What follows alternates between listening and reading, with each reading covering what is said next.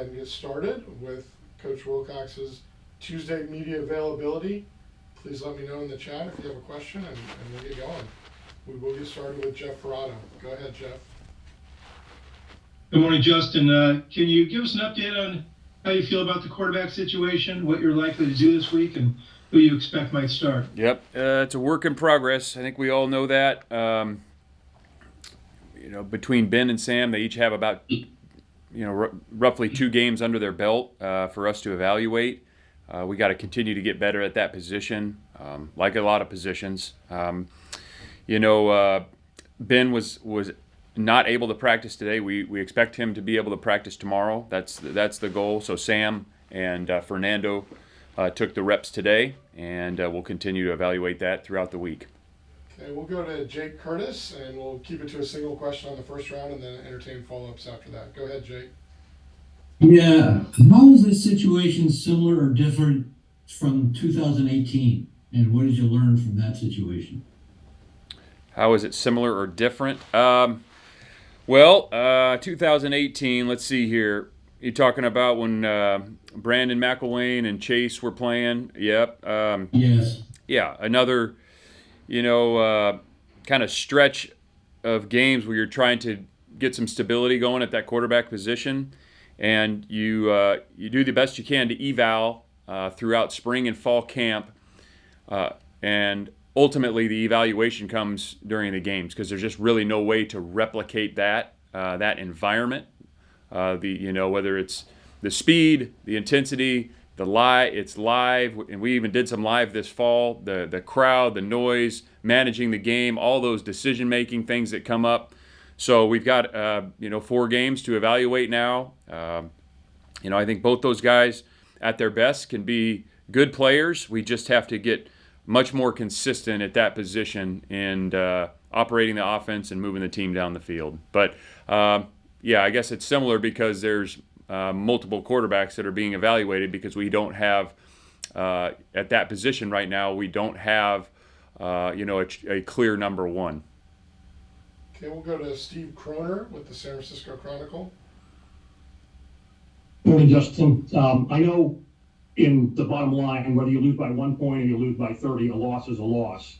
But going forward after a loss, how is it different, say, after the Auburn game, a game where you guys, for the most part, played well and probably should have won, as opposed to going to it after a game like Saturday nights where you really were not in the game? How does the next week go? Well, you look at the game and you take the lessons from the game, and as much as you want to distance yourself from that, the day after, you can't, because there's so many lessons to be learned. And in this past game, the importance, as we all know, of starting the game well and starting fast against everybody, and especially against a team like that, that we've got to avoid the critical errors that put us in a hole, because at that point it was just, as we saw, we never really were able to claw back in it.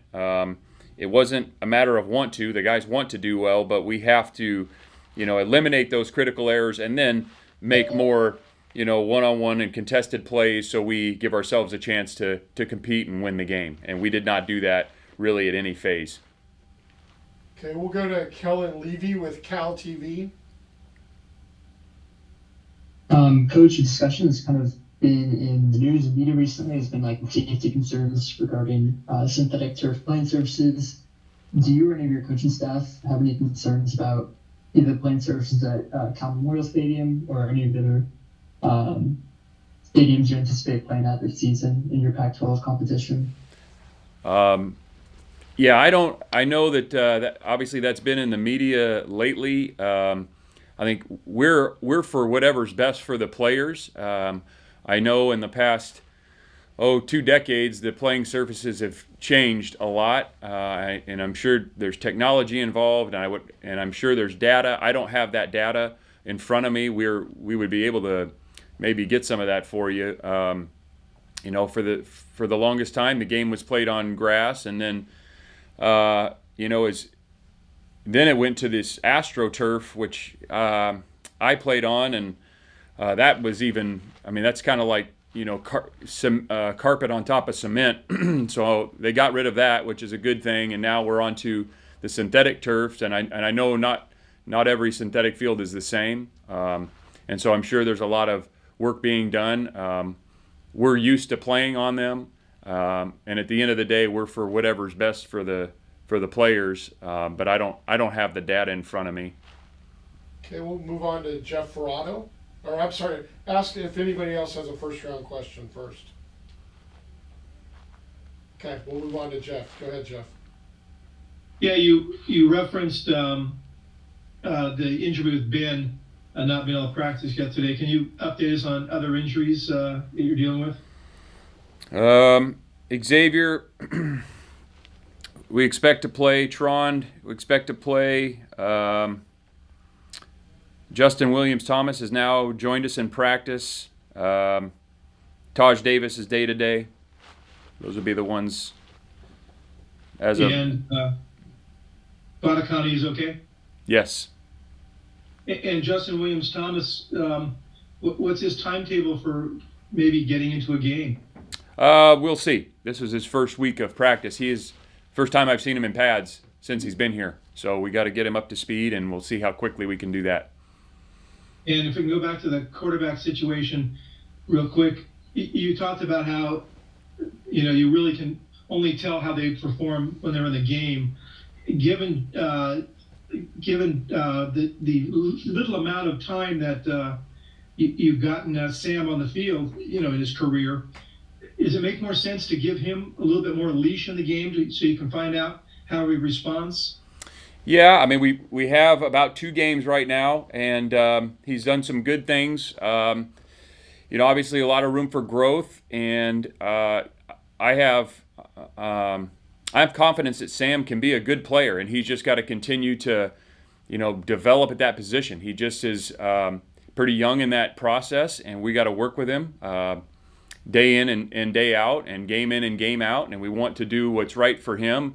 Ultimately, we got to do what we think is best for our team, and I think he can improve week to week, and so we'll see where this week goes and how this thing shakes out. But I know it's a hot topic, and it's a hot topic for us. We believe that those guys can be good players, and we got to continue to work with them and then see the development on the field. And where does Fernando fit into any of this? And is it too complicated to insert a third person into the rotation? Well, that's a great question. And Fernando's done some good things. Again, we got him, each of those guys during fall camp, probably, 500 reps or so of 11 on 11. And so it sorted out the way it did. It is hard to rep 3 quarterbacks in a game week practice. We are still evaluating that. He took a number of reps today. I think Fernando has a upside as well. They're all just fairly inexperienced, and we got to continue to just be more consistent at that position and move the team down the field and put the ball in the end zone and protect the football. Thank you. Okay, we'll go to Jake Curtis. Yeah, it appears you've made a change at place kicker. Why so? We felt like giving Mateen an opportunity to kick PATs and field goals is deserved, and we'll have Michael continue to kick off for us.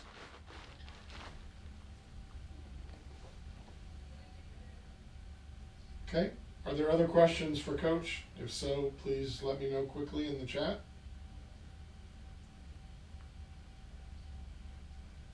Okay. Oh, it looks like, actually, I'm sorry. Steve Croner, go ahead, Steve.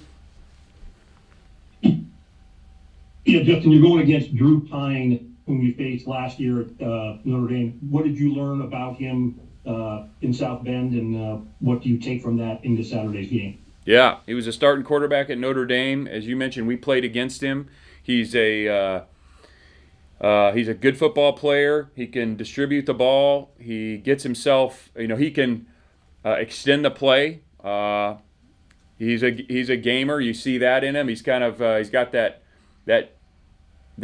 gamer baller gene, it looks like, and so he's a good football player. We had a lot of respect for him last year. We do this year, and you can see, he makes the plays that they want him to make, and then he can extend the play and get the ball to a guy off a scramble or run it in himself.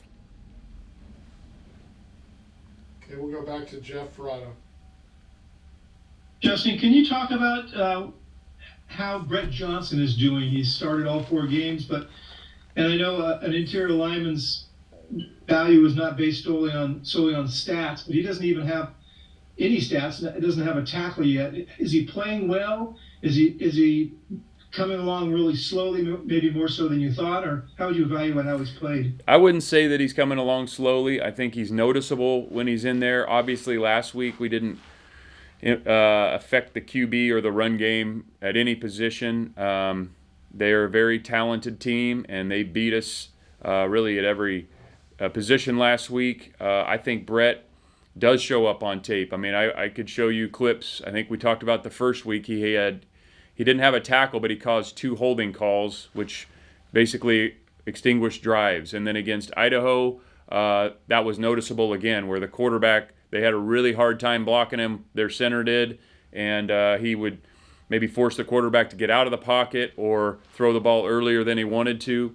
And so his presence has been felt, and I'm sure he'd like to have more stats, and I would expect those to come. Is he the player at this point that you thought he might be, or is it understandable if he's not maybe where he was before the injuries happened? Yeah, it was 2 years since he played football, and he had 2 significant injuries. You know, we're not talking about a sprained ankle. Like, he had 2 significant injuries that he's battled back from. So considering that, I think he's doing a good job. I think Brett's going to continue to get better and better, but I think it would be difficult to, compare anybody to themselves after going through what he went through. I think I'm impressed with what he's doing, considering the circumstances. I think he's going to continue to play better and better, but I am not down on how he's playing at all. I think he's doing a good job, and we're kind of been in that 25 rep range with Brett in the first 4 games, and we'll see how that changes or doesn't change moving forward. And can you tell us a little bit more about Team Bagani in terms of his range and just, a lot of what a place kicker has to do with his mental makeup, and you've referenced that in the past. How is he in terms of confidence, and what's your confidence in him? Well, I think all those guys are confident. That's why they play that position. It's such a, that thing is, there's so much rhythm involved, and being in rhythm is key, and being able to replicate that leg swing and that stroke, regardless of the circumstance, is everything. And I think, he's earned the right since he's been here this fall. He's earned the right to go out there and have an opportunity to kick PATs and field goals, and I feel good about him. He's done a good job thus far, and he had a really good day today, and I would expect that to continue. So as we've talked about this before, I mean, that position, the rhythm is key, and being able to replicate that stroke, and I'm looking forward to him getting his opportunity. And with Michael Luckhurst, I know that you've seen a lot of good stuff in practice from him. Does he remain in the mix in terms of having a chance to win the spot back, and what does he have to do for that to happen? Yeah, like every position, we're always working to improve, and so that's what we want Michael to focus on right now. He's still going to kick off for us, but he kicked today. He kicked field goals today as well, and we're just going to continue to work on his rhythm and taking the field and hitting that thing with confidence and belief, and so we're going to continue doing that with him, absolutely. And what would it take? I mean, we'll see. The performance has everything to do with it, and so we'll see how these guys continue to progress from this week moving forward. How's he handled, the struggles he's faced so far? I think he's battled, absolutely battled. He did not, he did not quit, and he went out there and competed, and he's given us effort. Unfortunately, it's just rhythm's off a bit right now, so we're going to work with him to continue to get that back so he can become the player that we believe he can be. Thank you. Okay, we'll ask again, please, everybody mute if you're on this call. We'll go to Thomas Dunn. From right for Good morning, Justin. Apologies if you already answered something in this vein, but what do the versatile skill position players for ASU and Cameron Scadaboo and Elijah Badger show you on tape? Because they seem like a lot to handle in a multitude of ways. Yeah, they move them around. They use those guys a lot of different ways. You mentioned the running back is a talented guy. He's thrown passes. I mean, he threw a pass on I think it was 4th and 5 or 4th and 7 in their own territory last week for a first down. They put him in Wildcat and run it. He can do a lot of different things. Badger, the number 2, they got weapons. They're playing a fair amount of transfers as well. The tight end is a very good player, number 12. They use him in a lot of different ways. They get him the ball down the field. They get him the ball in the screen game. So they find ways to get their playmakers the ball, and they do it with a bunch of formations and motions, and they do a good job with it. Thank you. Okay, we'll go Jeff Ferrado, and then if anybody else does have a question, please let us know in the chat now. Go ahead, Jeff. Justin, they had really struggled offensively the previous 2 weeks, and then to score 28 points against USC. What was your impression of how much they improved? Yeah, I think they have weapons. As we've seen, game to game, a lot can change. The dynamics of the game, there's a lot that goes into all that. But ultimately, they put up more points. They moved the ball. They've been very aggressive. They've been very aggressive, whether it's 4th downs or fake punts or onside kicks this season. And they are multi-formational personnel groupings, motions, things like that. So they're getting a lot of different players involved, and they do it out of a lot of different looks. And last week they moved the ball well and put it in the end zone quite often against a very talented team. And you sort of know their 2 offensive coaches. Dillingham was at Oregon last year as the OC, and of course Bo Baldwin. Does that help you in any way, or are they still a kind of an unknown can of worms? Yeah, I would. Both those guys are really good coaches. Kenny has done a great job on offense. Bo's a heck of an offensive coach.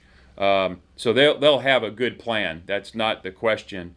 I think maybe it gets overstated once you have either worked with somebody or competed against somebody that all of a sudden every play. Well, you don't know when they're going to run them, even if you knew what the plays were. I mean, we practice against ourselves every day, and one side of the ball wins a given play, and they see each other every day. So I think that's probably overstated. Obviously, there's certain things they like to do that's shown up on tape, but our job is going to be play really good fundamental defense and have great leverage and run to the football and tackle well and win some one-on-ones in the run and pass game, and that's what it'll take to play well against these guys, because they're a talented outfit and they'll be well coached.